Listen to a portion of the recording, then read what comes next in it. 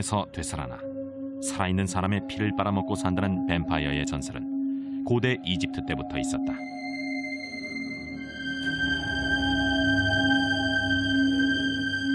뱀파이어. 무고한 인간의 피로 영원한 삶을 누리지만 십자가 앞에선 맥을 못 추는 존재. 그리고 햇빛에 노출되거나 심장에 말뚝을 박으면 이들도 죽고 만다. 지난 한 세기 동안 브람 스토커의 소설 드라큘라는 숱한 아류작을 양산했을 뿐 아니라 뱀파이어 문화의 추종자를 낳는 데 기여하기도 했다.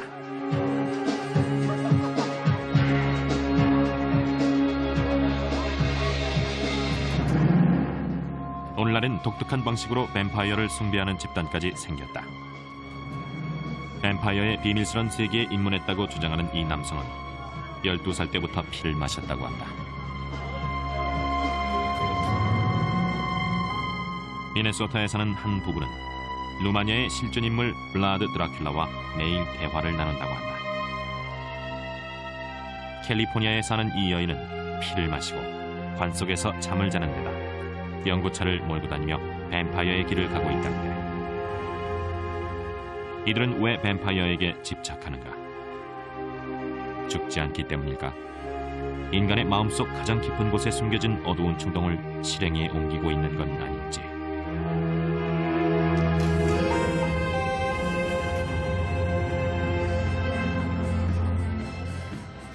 캘리포니아 비버리 힐즈의 팡클럽. 이곳을 찾는 손님들은 단지 의상만 특이한 것이 아니다. 팡클럽은 뱀파이어 추종자들의 회합 장소이기 때문이다. 흡혈귀 복장에 송곳니까지 낀 단골 손님들.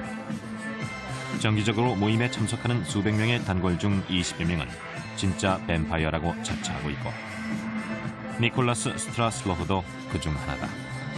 나머진 보통 사람들이죠.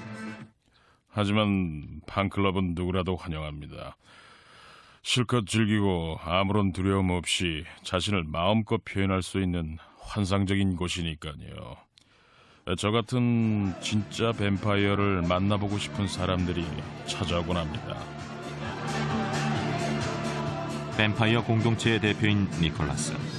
그는 소위 뱀파이어 영성이란 일종의 신앙체계에 대해 조언해주고 있는데, 이 사상엔 뱀파이어가 불사신이란 개념이 포함되어 있다. 니콜라스의 말에 따르면 심령 에너지로 만들어진 불멸의 뱀파이어 신들은 뱀파이어를 받아들이려는 기질이 있는 인간들을 찾아 나선다고 한다. 뱀파이어의 영혼을 받아들인 육신은 큰 변화를 겪습니다. 영원한 뱀파이어가 되는데요. 저는 5살 때 이미 죽었고 그때 뱀파이어가 됐죠. 1958년 가족과 함께 웨일즈의 해변에 놀러간 니콜라스는 수영을 하다 익사했지만 20여 분 후 되살아났다고 한다. 살아난 후부터 능력이 생겼죠. 남들의 마음을 읽고 고민거리를 해결해 줄 수 있게 됐어요. 그런데 그땐 그게 누구에게나 있는 힘인 줄 알았거든요. 어린 나이에 무척 혼란스러웠습니다.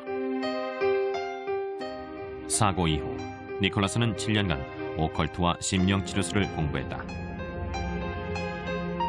그리고 자신에게 뱀파이어 신이 깃들어 있다는 것을 깨달았다고 한다. 12살 때 용의 계율에 따라 뱀파이어계에 입문했다. 그러니까 기본적으로 피의 의식이죠. 피를 마신다는 건 타인의 생명력을 받아들이는 건데, 저희 뱀파이어들에겐 아주 오래된 전통입니다. 니콜라스는 웨일즈의 시골에 있는 원형 돌담에 서서 계율에 따르기로 맹세했다. 뱀파이어가 되는 의식대로 행했죠. 피를 얇은 천에 투과시킨 후에 마셨어요. 그렇게 해서 유대를 다지는 겁니다. 그날부터 열심히 수련했고 뱀파이어들의 동료가 됐습니다. 니콜라스는 뱀파이어 사원이 있는 LA에 정착했다. 세계의 주요 종교들은 어떤 형태로든 저희 뱀파이어 사원으로부터 영향을 받았죠. 물론 종교계는 우리 의지와는 반대로 늘 신에게 복종하라고 강요하지만 말이에요. 하지만 저희는 인류의 신이기 때문에 사람들의 문제에 관한 저희의 영역을 지켜야 했던 겁니다. 곧 뱀파이어 의식이 행해질 것이다. 이 의식이 비위에 거슬리는 사람도 있을 것이다. 하지만 니콜라스를 비롯한 자칭 뱀파이어들은 자발적으로 동의한 사람들의 피만 빨아먹는다. 니콜라스는 이들을 혈액 기증자라고 부른다. 그는 2주에 한 번씩 기증자의 피를 섭취한다. 사랑을 나누고 하나가 되는 의식이죠.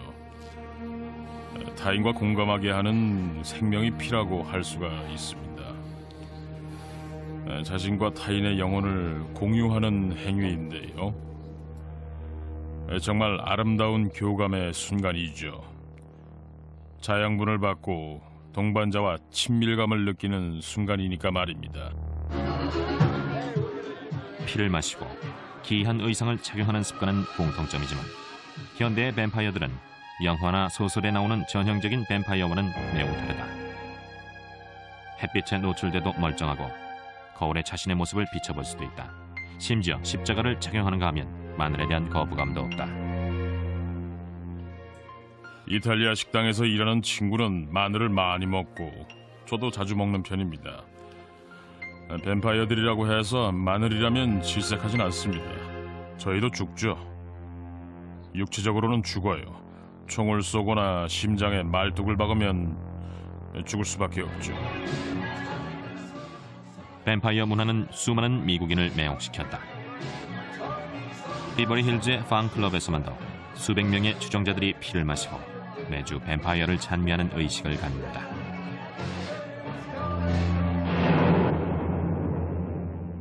무엇이 이들을 이토록 열광하게 만드는가? 사실 뱀파이어를 두려워하고 혐오하는 사람들이 더 많다. 그런데 추종자들은 왜 흡혈 행위를 묵인하고 심지어 찬미하며 이 땅을 배회하는 부도덕한 불멸의 신을 숭배하는가?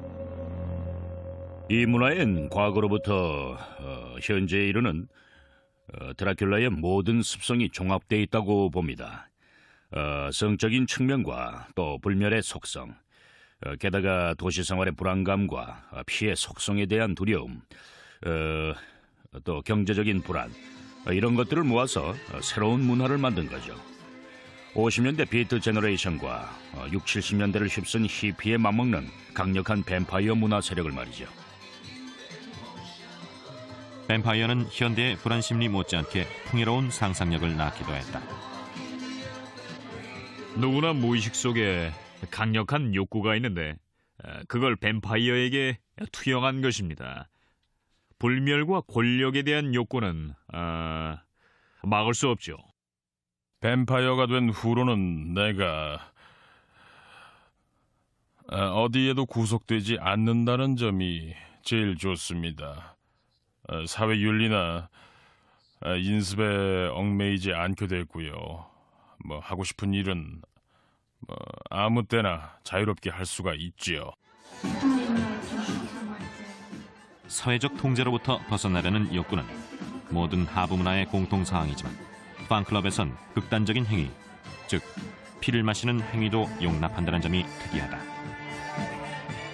피에는 아주 강한 상징과 감성이 부여되어 있습니다.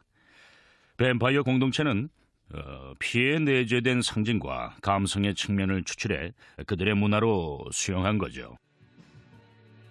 이 공동체 안에는 피를 숭배하는 이들도 있고 진짜로 뱀파이어가 되고 싶어하는 사람들도 있습니다.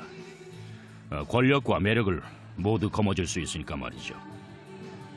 한편 뱀파이어의 생활 방식대로 살아가길 바라는 사람도 있습니다. 그러나 니콜라스는 뱀파이어 문화란 단지 생활 방식을 선택하는 차원이 아니라고 말한다. 그에게 뱀파이어 문화는 종교요, 신념이자 공동체다. 피를 마시는 행위가 야만적으로 여겨질지라도 오히려 그 때문에 이 문화에 중독된다고 주장한다. 금기를 깨는 것입니다. 제 안에 숨겨진 어두운 욕망을 해결하고 타인의 환상을 대신 충족해 줄 수도 있고요.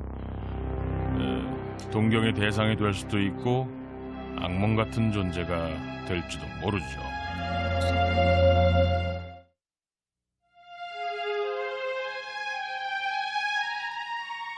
소설의 주인공 드라큘라 백작은 할로윈데이의 가장 인기 있는 캐릭터 중 하나다.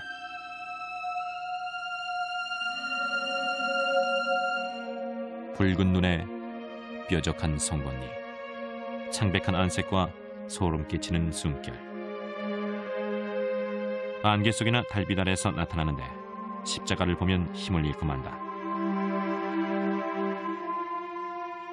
영원히 살기 위해 무고한 희생자의 피를 마신다는 드라큘라. 절반은 인간, 절반은 괴물인 드라큘라에게 압도되는 이유는 무엇인가? 드라큘라는 인간의 숨겨진 내면이 반영된 존재인가?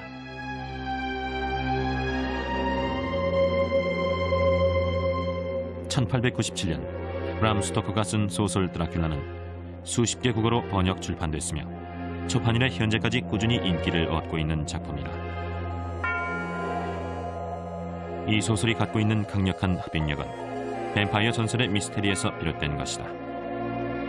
소설은 일련의 일기들로 구성되어 있고 서들은 영국 변호사 조나단 하커가 수수께끼의 의뢰인 드라큘라 백작을 만나기 위해 런던에서 트란실바니아로 떠나는 장면으로 출발한다. 하커 변호사의 임무는 런던의 저택을 구입한 백작의 계약을 마무리하는 것이다. 트란실바니아는 숲 너머의 땅이란 뜻이죠. 이 지명이 암시하는 바는 소위 구름 저편에 있는 미지의 땅. 셰익스피어의 표현대로라면 아무도 돌아오지 못하는 곳인데요. 유령과 뱀파이어, 늑대 인간과 같은 상상 속의 존재들이 살고 있고 불가능이란 없는 신비한 곳이라고 전해 내려오지요.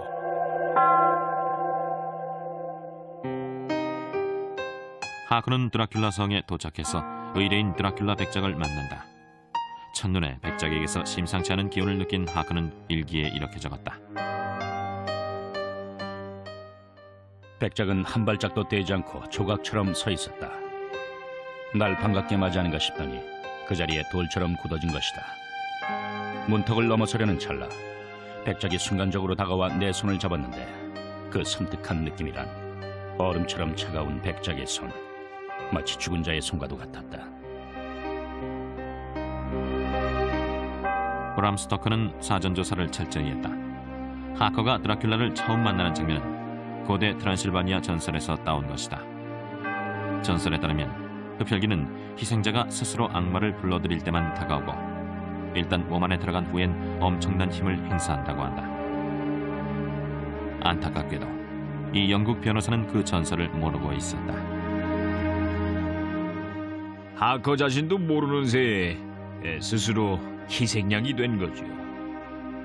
하커가 만약 트란실바니아 지역 전설을 알고 있었다면 사정이 달라졌을 겁니다. 아마도 하커는 흡혈귀 드라큘라 백작을 물리쳤겠죠. 하커가 위기의식을 느끼게 됐을 때 이미 그는 드라큘라 백작의 성에 갇힌 신세였다. 죽음의 공포에 사로잡힌 하커에게 갑자기 드라큘라의 추종자가 나타났다. 짜릿하면서도 끔찍한 향연이었다. 여인은 목을 쓰다듬으며 짐승처럼 입술을 혀로 핥았고 달빛에 반사된 입술은 더욱 붉게 빛났다. 새빨간 혀위에 날카로운 이빨은 희게 돋보였고 그녀는 점점 머리를 아래쪽으로 옮겨갔다. 나는 눈을 감고 나른한 절정에 빠져들었다. 때마침 드라큘라 백작이 나타나 여인을 쫓아냈다. 빅토리아 시대 당시 관점으론 용납하기 힘든 동성애적인 뉘앙스가 물씬 풍기는 장면이다. 드라큘라는 여인에게 이렇게 경고한다. 이 남자는 내 것이다. 드라큘라의 가장 강력한 힘이라면 아마도 성적인 에너지겠죠. 브람 스토커는 성의 권력을 주고받는 행위와 성적인 주제를 연관시킨 겁니다. 이런 줄거리에 공포와 고통을 적절히 섞어서 환상적인 작품을 창조해낸 것이죠. 이 주제의식은 드라큘라가 런던에 가서 하커의 약혼녀 미나를 만나는 장면에서 잘 드러난다. 드라큘라 백작은 자고 있는 미나의 목을 날카로운 이빨로 꿰뚫는다. 그리고는 피를 빨아먹은 후 미나에게 영원한 뱀파이어가 될 것을 강요한다. 미나는 이렇게 말한다.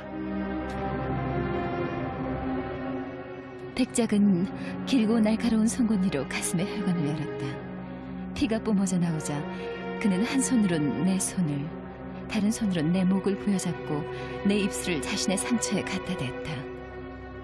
피를 마시며 나는 숨이 막힐 지경이었다. 맙소사, 내가 무슨 짓을 한 것일까?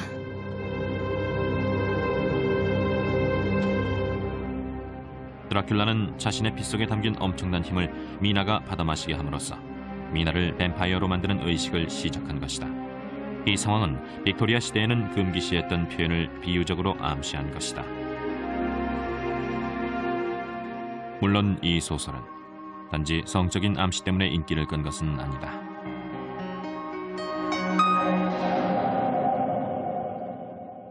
악과 권력, 성과 죽음이란 주제를 담은 소설 드라큘라는 어떻게 해서 고전으로 자리 잡게 됐을까? 신화는 계속될 겁니다. 누구나 나이를 먹지 않고 영원히 살기를 바라기 때문입니다. 흡혈귀 드라큘라 백작은 심리학자 칼 융의 말대로 우리 마음에 숨겨져 있는 속성의 대명사지요. 마음의 절반은 그늘에 가리워져 있어서 우리 자신도 그 정체를 알 수가 없습니다. 그래서 그것을 해부하고 분석하는 과정에서 모든 금기는 깨지고 점차 대담해져서 이런 질문을 던지게 됐지요. 우리는 어떤 존재이며 왜 이런 존재가 되었는가? 뱀파이어들은 보편적인 종교의 내세관과는 달리 뱀파이어가 되면 현세에서 영원히 살 수 있다고 장담한다. 영생에 대한 갈망은 현대인의 강박관념에도 잘 반영돼 있죠. 폭탄 테러를 두려워하고 살모넬라균에 감염되지 않으려고 나름식을 자제하는 것도 본질적으로 영원히 살고자 하는 욕구인데요. 뱀파이어 문화의 여피적 버전이라고나 할까요? 브람 스토커의 드라큘라엔 뚜렷한 윤리의식이 있다. 악의 유혹에 굴복한 자는 영혼을 빼앗긴다는 것이다. 악마의 유혹을 받아들인다면 한동안은 만족스러울지 몰라도 결국에 가서는 악이 모든 것을 지배하게 되죠. 인간의 삶은 악마의 뜻대로 좌지우지되고 맙니다.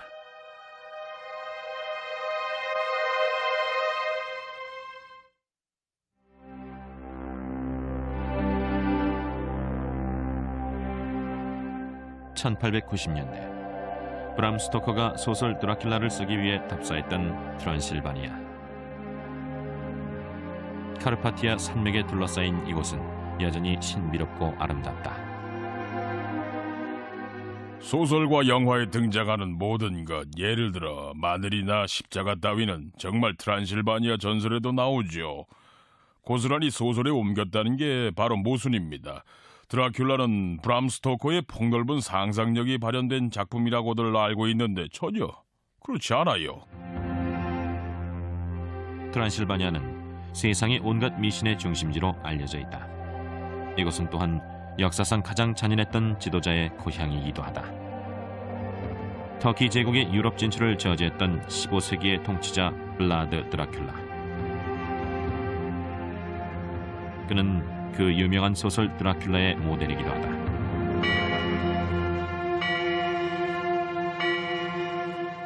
블라드 체페시 드라큘라는 1431년 트란실바니아에서 출생했다.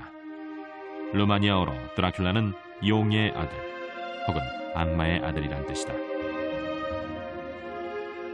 블라드 드라큘라의 부친이 트란실바니아와 터키 사이에 위치한 왈라키아의 통치자가 됐을 때 블라드 형제는 평화협정의 일환으로 터키에 보내졌고 술탄과 함께 생활하게 된다. 드라큘라는 터키어를 몰랐고 기독교인이었는데 터키인들은 무슬림이었죠. 그러니 당연히 어린 나이에 그곳에서 생활하기가 무척이나 힘들었을 겁니다. 블라드 드라큘라는 터키의 잔인한 풍습을 집중적으로 공부했다. 특히 꼬챙이로 찌르는 형벌에 관심을 가졌다. 몸을 꼬챙이로 찌르고 땅 위에 꼬챙이를 기둥처럼 세워두는 것으로 십자가에 매다는 방법과 유사하다. 이 벌에 처해진 자는 피를 흘리다 서서히 죽어가게 된다. 신체 주요 장기에는 치명상을 입히지 않도록 꼬챙이를 찌르죠. 꼬챙이에 찔린 채 고통받게 하는 게 목적이. 블라드 드라큘라와 동생 라두는 부친과 형이 루마니아 귀족들에게 암살된 후 술탄으로부터 풀려났다.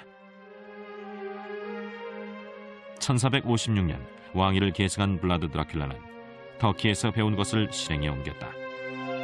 꼬챙이로 찌르는 블라드라는 악명을 얻게 된 것도 그 때문이다. 드라큘라는 집권 초기엔 부친과 형을 암살한 사람들에 대해 아무 조치를 취하지 않았죠. 그러다가 1459년쯤 돼서 암살에 가담했던 귀족들을 부활절 파티에 초청하고 주변을 군인들로 포위했습니다. 술과 음식을 잔뜩 먹인 후 드라큘라는 힘없는 아이와 여자들 그리고 노인들을 차례로 찌르기 시작했죠. 그리고 나머지 사람들은 보이나르에 있는 드라큘라 성으로 데려갔습니다. 이들은 거기서 성을 다시 짓는 노역에 종사하게 됐습니다.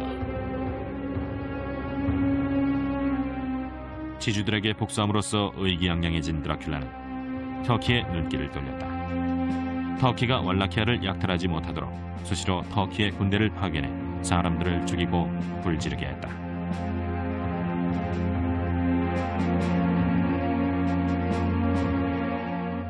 초토화 작전은 여러모로 아주 훌륭한 전술이었죠. 식량이 거덜나고 집이 없어진 뒤에는 뻔하지 않습니까? 당시엔 오늘날과 같은 병참술이라는 게 없었죠. 일단 땅이 황폐해지고 먹을 게 없는 상황에서는 사실상 터키군이 반격한다는 것 자체가 불가능해지니까요.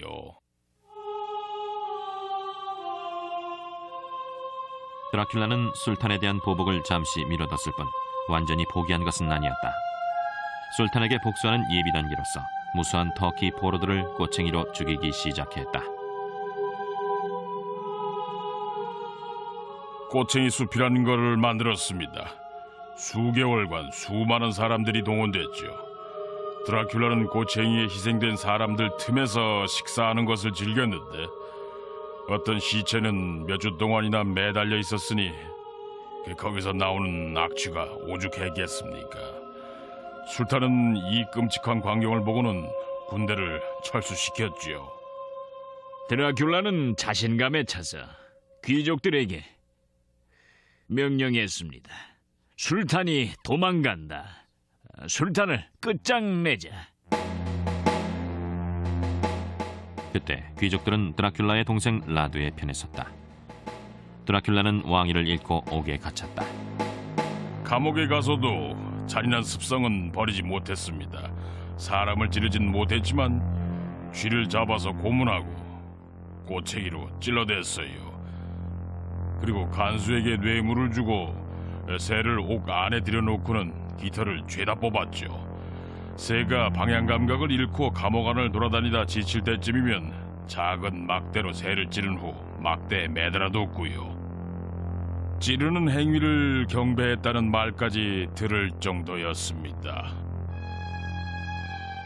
수년 후 드라큘라는 잠시 왕권을 회복했지만 터키와의 전투에서 최후를 맞이하고 만다. 루마니아의 드라큘라와 스토커의 소설에 나오는 초자연적인 뱀파이어는 어떤 관계인가? 역사상의 인물도 드라큘라 백작처럼 악마 같은 존재였을까? 루마니아 역사학계에선 두 가지 학설이 맞서고 있습니다. 이유야 어쨌거나 드라큘라가 그 정도로 대량 학살을 행했을 리는 없다는 학파가 있고 다른 학파는 학살이 정치적인 동기에서 행해졌다고 주장을 하지요. 드라큘라의 잔인하고 야만적인 행위 뒤에는 정책적인 배경이 깔려 있다는 주장입니다.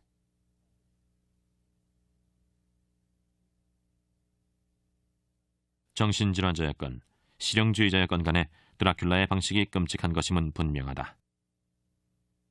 자기 국민을 죽였어요. 다니브 강가에서 농사짓던 루마니아 양민들을 학살했죠. 터키군이 도착했을 때 식량을 못 구하게 하려고 저지른 만행이었습니다. 실존했던 드라큘라도 소설 속 드라큘라처럼 권력과 피에 집착했다. 그가 실제로 피를 즐겨 마셨다는 주장도 있다. 희생자의 피를 그릇에 가득 채우고 그 피에 빵을 찍어 먹었다고도 합니다. 고단백 식단이긴 하지만요. 죽지 않는 드라큘라 백작과는 달리 블라드 드라큘라는 터키인들 손에 죽었다. 그러나 그의 무덤엔 미스테리가 있다. 수백 년간 그의 시신은 부카레스트 북부의 수도원에 안치된 것으로 알려져 왔다. 그런데 1931년 무덤을 발굴해보니 관은 텅 비어 있었다.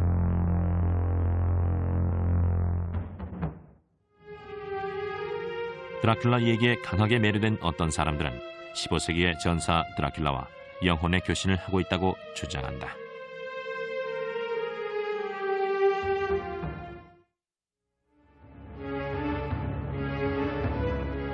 실존했던 드라큘라와 전설의 뱀파이어는 오늘날까지도 오컬트 숭배자들 덕에 그 생명력을 유지하고 있다.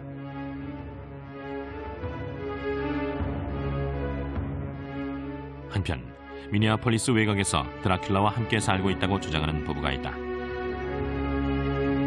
캐시와 데일은 드라큘라와 영혼의 교신을 하고 있다고 한다. 캐시는 자라나면서 오컬트와 괴기 영화, 특히 벨라 루고시의 드라큘라 영화에 매료됐다. 중학교 다니던 시절 선생님께서 저를 모티샤라고 부르셨죠. 그때부터 나름대로 드라큘라 기질이 있었나 봐요. 캐시는 영적인 힘도 갖고 있다고 믿는다. 어떤 일이 일어날 것 같다는 예감이 들어맞았고 그 뒤의 일까지 맞추게 됐죠. 환영이 보이기도 하고 사람이 죽을 것 같을 땐 갑자기 심하게 메스꺼워지기도 해요. 캐시는 신문에서 블라드 드라큘라의 초상화를 보는 순간 영적인 교감을 느꼈다고 한다.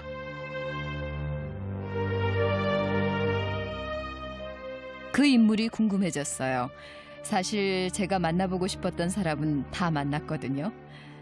앉아서 계속 명상을 시도했지만 블라드 드라큘라와는 교신이 되지 않았죠.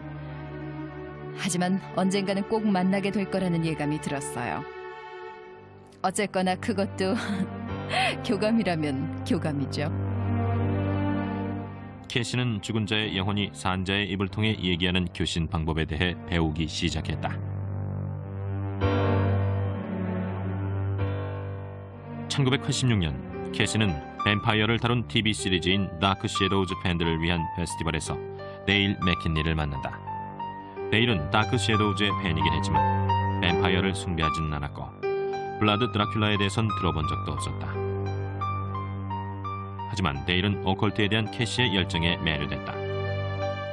몇 년 후 그들은 결혼했고 미네소타 동부로 이사했다. 캐시는 데일에게 위자보드를 가르쳤고 신비주의에 대한 교감을 지속적으로 나누었다. 위자보드로 돌아가신 친척분들을 만나는 연습을 했습니다. 그리고 그 능력을 어떤 범위까지 확장할 수 있는지도 알아봤고요. 초자연 현상에 관심이 많아서 그 문제를 본격적으로 파고들었죠. 그러던 어느 날 캐시는 그토록 오랫동안 만나고 싶어 했던 인물과 드디어 교신하게 된다. 갑자기 마음속에서 어떤 소리가 울려 나왔어요. 위자보드에 뜨기도 전에 말이에요. 처음엔 캐시조차도 전설적인 인물 블라드 드라큘라와 교신할 수 있다는 사실을 믿지 않으려 했다. 그러나 끈기를 갖고 지속적으로 블라드 드라큘라를 불러냈고 어느 날 드디어 캐시에게 놀라운 사건이 벌어졌다. 머리가 갑자기 터질 것 같았어요. 누가 제 머리를 짓이기는 것처럼 너무 아파서 무릎을 꿇고 앉아 머리를 움켜잡고는 제발 그만하라고 외쳤더니 즉시 통증이 사라졌죠. 저녁 때 캐시는 갑자기 이상한 행동을 했다. 블라드 드라큘라가 몸 안에 들어온 것이었다. 드라큘라가 음식을 바닥에 던지고 싶다고 말하는 것 같아서 제가 음식을 던졌더니 남편이 왜 그러냐고 물었죠.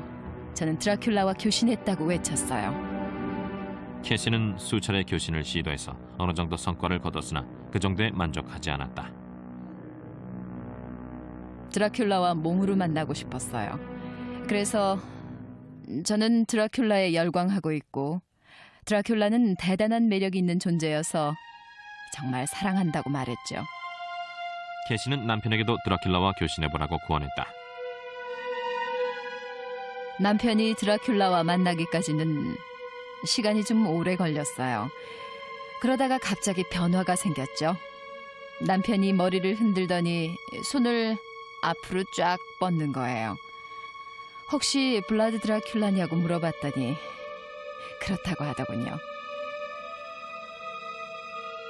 잠시 후에 제가 드라큘라에게 눈을 뜰 수 있겠느냐고 물어봤죠. 그랬더니 슬며시 눈을 뜨고 미소를 지었어요. 대화는 길게 나누지 못했지만 친밀감이 느껴졌죠. 그리고는 드라큘라를 보내줬어요. 데일은 그때 반쯤은 무의식 상태에서 꿈을 꾼 것 같다고 했다. 이들은 일주일에 몇 차례씩 드라큘라와 교신하는 연습을 꾸준히 했다. 그간 수차례 교신을 하면서 이제는 친분도 깊이 쌓았고 지속적으로 만나고 있죠. 블라드 드라큘라. 그는 비록 생전엔 잔인한 살인마였을지 모르지만 데일과 캐시는 드라큘라가 죽은 후로 온화해졌다고 주장한다. 그래서 이들 부부는 드라큘라와의 교신을 두려워하지 않는다. 드라큘라는 괴담 열전 시청자들을 위해 데일의 몸을 빌어 이렇게 전한다. 이 사람의 육신에 들어와 있으니 마음이 정말 편안합니다. 친밀한 관계를 형성한 것만으로도 큰 의미죠. 생전엔 단 한 번도 이런 친분을 쌓지 못했으니까요. 캐시와 데일은 루마니아의 통치자였던 드라큘라의 조언에 따라 집을 중세풍으로 개조했다. This like great hole in wall is nothing. It's like empty. 드라큘라는 이들에게 우호적인 존재이며 이들도 드라큘라를 잃고 싶지 않다고 한다. 캐시와 데일 그리고 왈라키아의 잔인한 학살자 블라드 드라큘라와의 기이한 관계를 어떻게 설명할 것인가? 속임수라고 생각할 수도 있습니다. 믿는 사람들은 그 안에서 깊은 의미를 찾으려고 할 거고요. 드라큘라의 힘을 감지한 사람들은 그와 교신하는 거죠. 일종의 숭배라고 보시면 됩니다. 구두나 발목을 숭배할 수도 있죠. 신을 숭배하는 사람이야 많고요. 그런 현상과 같아요. 예를 들자면 사람들의 성감이 하도 다양해서 피임 도구를 분류하기 힘든 것과 마찬가지죠. 캐시와 데일 부부는 자신들의 신념을 입증해줄 사람을 찾고 있다. 심리학 점성술가의 얘기를 들어보자. 데일의 오른쪽 바로 뒤에 영혼이 서 있었죠. 전사 같았는데 키가 크고 무척 난폭해 보였어요. 데일과 계속 이야기를 나누면서 그 영혼을 관찰했는데 이들 부부도 그 영혼에 대해 알고 있는지 의구심이 들었죠. 당장 누굴 해친다는 뜻은 아니지만 너무 잔인해서 대체로 교신하길 꺼리니까요. 현자나 정신적 지도자, 영화배우와 교신하길 원하는 게 일반적이죠.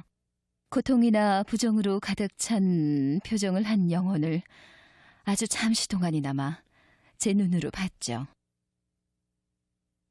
낸시도 블라드 드라큘라의 영혼을 봤다.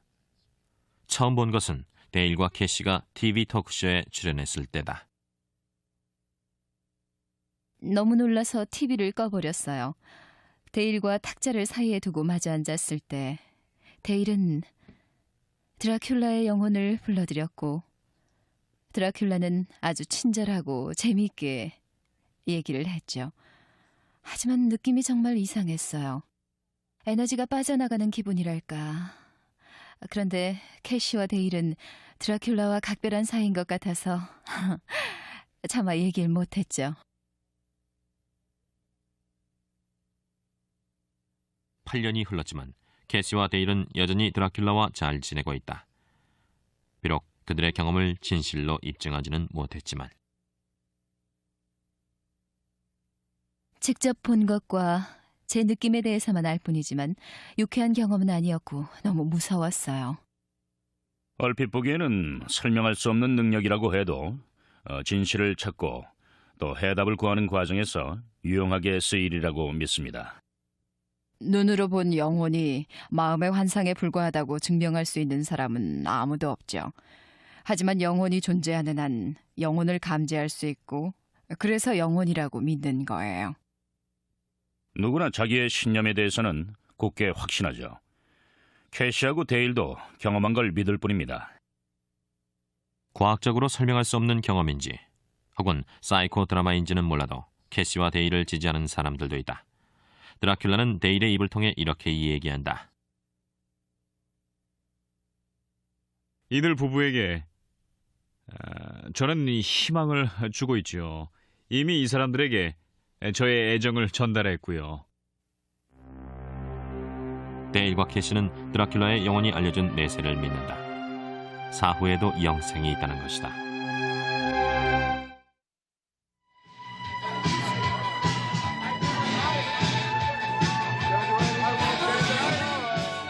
오늘날엔 뱀파이어로 자처하는 사람들일지라도 결국엔 죽고 만다.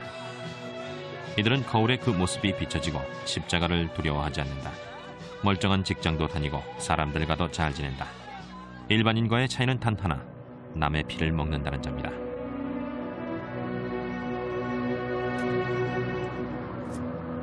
카트리나 코핀이란 이름으로 알려진 뱀파이어. 코핀은 영어로 관이란 뜻이다. 그녀는 연구차를 몰고 다니고 관에서 잠을 잔다. 집은 공포박물관이다. 이 여인은 어려서부터 친구들의 피를 마셔왔다. 친구가 실수로 칼에 베었는데 제가 상처에서 피를 빨아먹자 아주 좋아했어요. 상처가 날 때마다 저한테 달려와서 상처 부위를 제 입에 대줬죠. 이거 봐 하면서 말이에요. 정말 재밌었죠.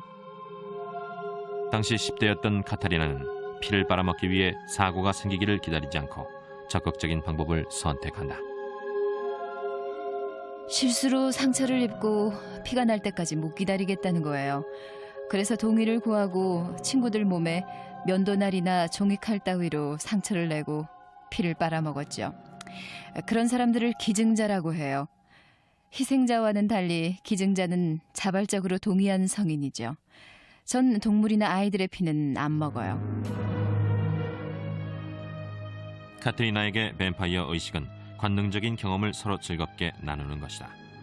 그러나 기증자가 없을 땐 자기 몸에 상처를 내 피에 대한 갈증을 해소한다.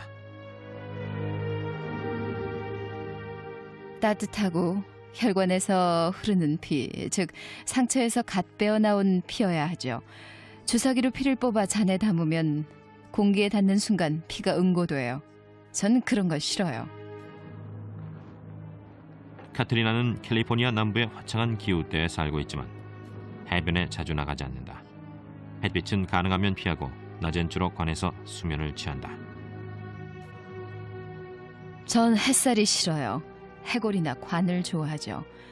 피의 맛을 좋아하고 야행성인데요. 하지만 악마 숭배자는 아니니까 걱정 마세요. 물론 피 때문에 사람을 죽이지도 않고요.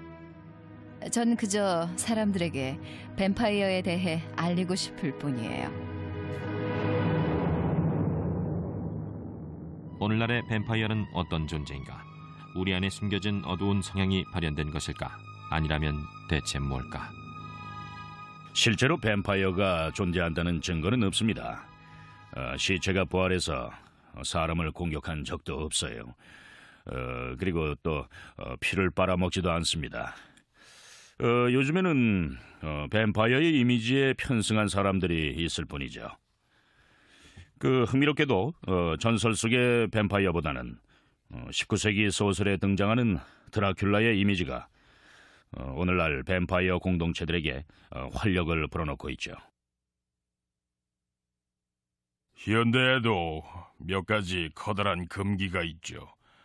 그 중에 주된 금기로 사람이 사람의 피를 마셔선 안 된다는 게 있습니다. 반사회적 행위니까요. 남의 피를 받아먹다니요. 자발적으로 기증한 사람이건 마지못해 내준 사람이건 간에 남의 생명을 빨아먹는 행위를 해선 안 되죠. 그런 건 기생충이나 하는 짓입니다. 뱀파이어는 피만 노리는 것이 아니다. 그들은 권력을 갈구한다.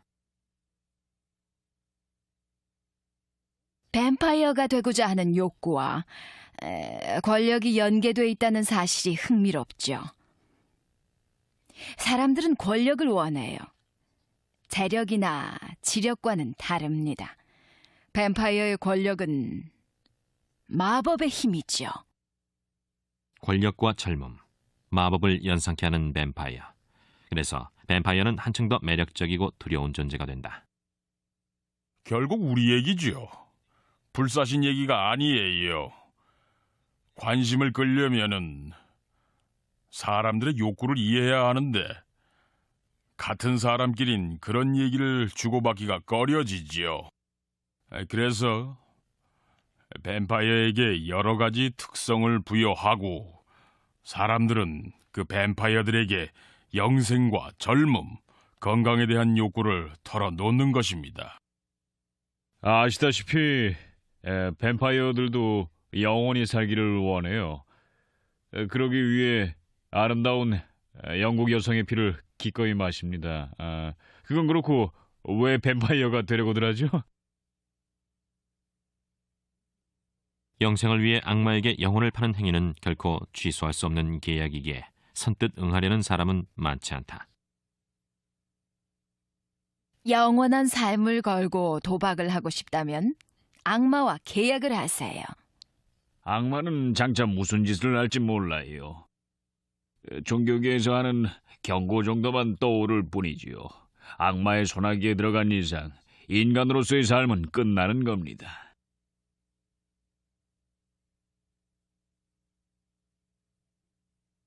빅토리아 시대 영국을 구속했던 금기는 오늘날엔 아무 의미가 없다. 현대인들은 뱀파이어에 대한 상상을 마음껏 펼칠 수 있으며 브람 스토커가 살던 시절엔 꿈도 꾸지 못했을 정도로 자유롭게 뱀파이어를 숭배한다. 뱀파이어를 상징하는 권력과 흡입력, 자유는 참으로 어렵게 얻은 가치다. 이렇게 한번 생각해 볼까요? 드라큘라는 우리가 감히 하지 못하는 걸 대신하는 존재가 아니라 현재의 종교의 내세관을 대체하는 가치라고 말이죠. 인간을 수세기 동안 매료시킨 밤의 피조물. 사람들이 뱀파이어에게 열광하는 가장 큰 이유는 뭘까? 뱀파이어로 인해 우리에게 숨겨져 있던 무서운 본성을 직시하게 되기 때문은 아닌지.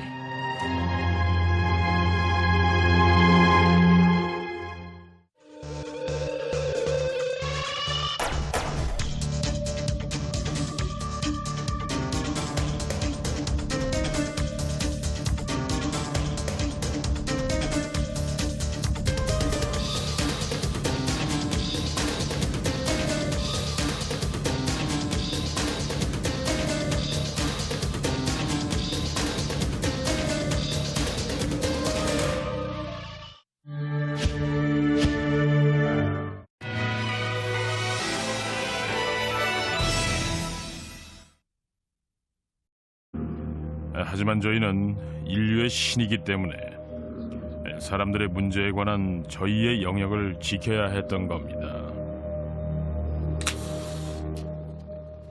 곧 뱀파이어 의식이 행해질 것이다. 이 의식이 비위에 거슬리는 사람도 있을 것이다. 하지만 니콜라스를 비롯한 자칭 뱀파이어들은 자발적으로 동의한 사람들의 피만 빨아먹는다. 니콜라스는 이들을 혈액 기증자라고 부른다.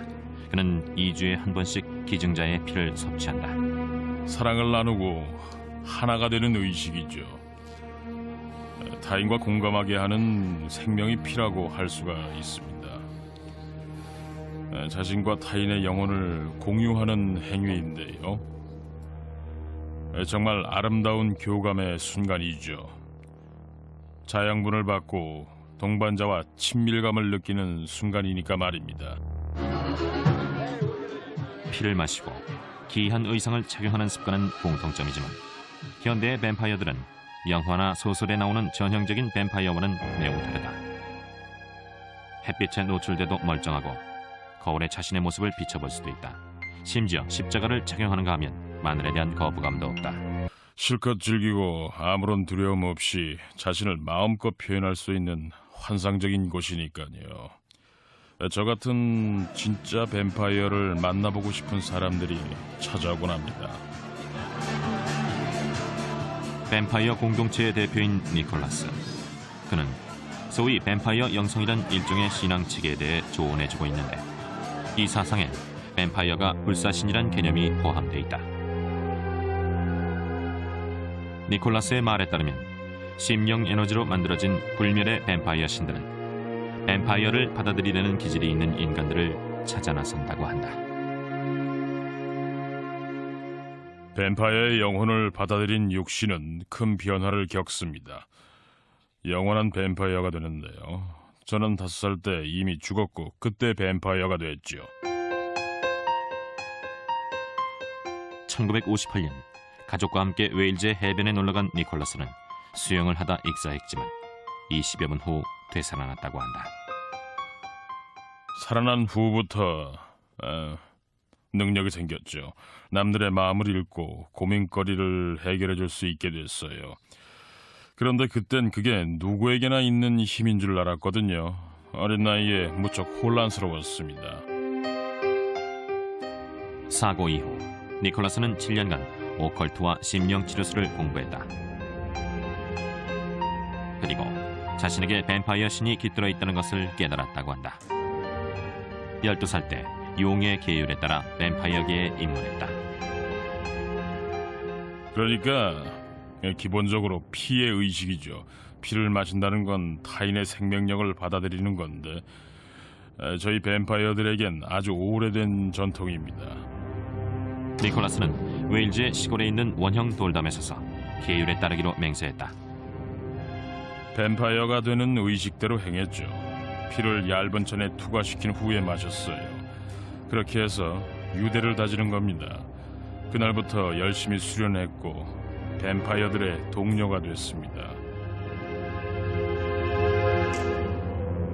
니콜라스는 뱀파이어 사원이 있는 LA에 정착했다.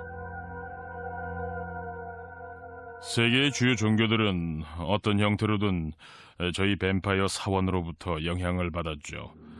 물론 종교계는 우리 의지와는 반대로 늘 신에게 복종하라고 강요하지만 말이에요. 전 세계에 입문했다고 주장하는 이 남성은 12살 때부터 피를 마셨다고 한다. 미네소타에 사는 한 부부는 루마니아의 실존 인물 블라드 드라큘라와 매일 대화를 나눈다고 한다. 캘리포니아에 사는 이 여인은 피를 마시고 관 속에서 잠을 자는 데다 연구차를 몰고 다니며 뱀파이어의 길을 가고 있다는데 이들은 왜 뱀파이어에게 집착하는가? 죽지 않기 때문일까? 인간의 마음속 가장 깊은 곳에 숨겨진 어두운 충동을 실행에 옮기고 있는 건 아닌지.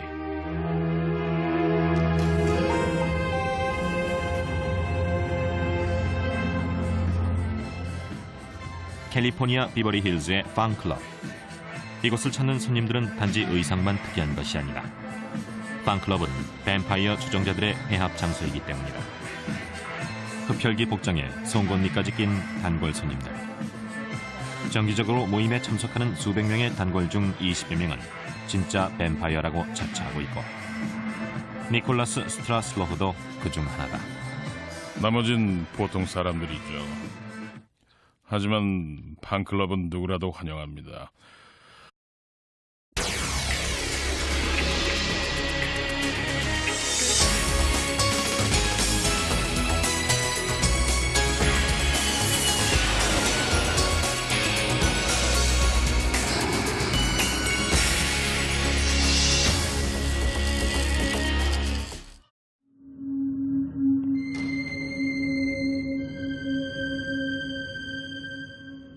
무덤에서 되살아나 살아있는 사람의 피를 빨아먹고 산다는 뱀파이어의 전설은 고대 이집트 때부터 있었다.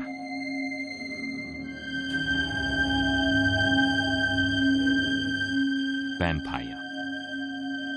무고한 인간의 피로 영원한 삶을 누리지만 십자가 앞에선 맥을 못 추는 존재. 그리고 햇빛에 노출되거나 심장에 말뚝을 박으면 이들도 죽고 만다. 지난 한 세기 동안 브람 스토커의 소설 드라큘라는 숱한 아류작을 양산했을 뿐 아니라 뱀파이어 문화의 추종자를 낳는 데 기여하기도 했다.